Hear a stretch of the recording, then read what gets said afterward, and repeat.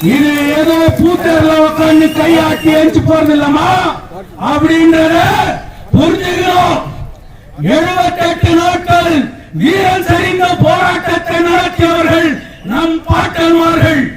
48 நாட்கள் போராட்டத்தை நடத்தியவர்கள் நம் அப்பன்மார்கள்.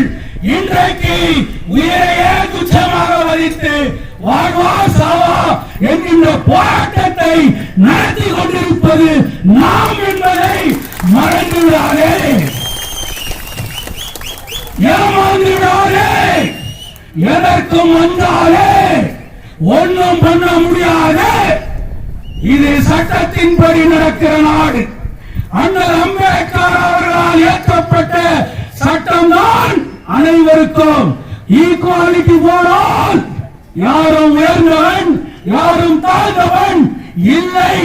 இப்ப கத்துறனே இப்படி நீ கத்தலான்னு பாபா சாஹேப் அம்பேத்கர் அரசியல் சாசன சட்டத்தில் சொல்லுகிறார்.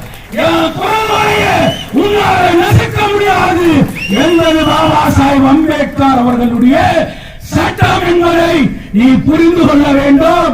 போராட்டம் பிசுபிசுக்க கூடாது.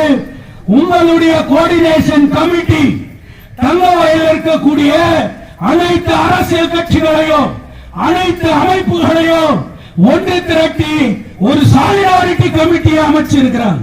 அந்த சாலிடாரிட்டி கமிட்டி அனைவரும் ஒன்றுபட்டு உங்களுக்காக பல்வேறு வித போராட்டங்களை இன்றைக்கு நிர்ணயித்திருக்கிறார்கள். அதனுடைய தாக்கம் தான் அரசு ஓடி வருகிறது என்பதை நீ உணர வேண்டும். இன்னும் நீ வலிமை பெற்றால் உன்னுடைய கோரிக்கை நிறைவேறும் என்பதை மனதில் வைத்து வருபவரிடம் சரியான முறையிலே சரியான விதத்திலே நமது கோரிக்கையை வைப்போம் என்று சொல்லி தொழிலாளர் ஒற்றுமை ஓங்குக.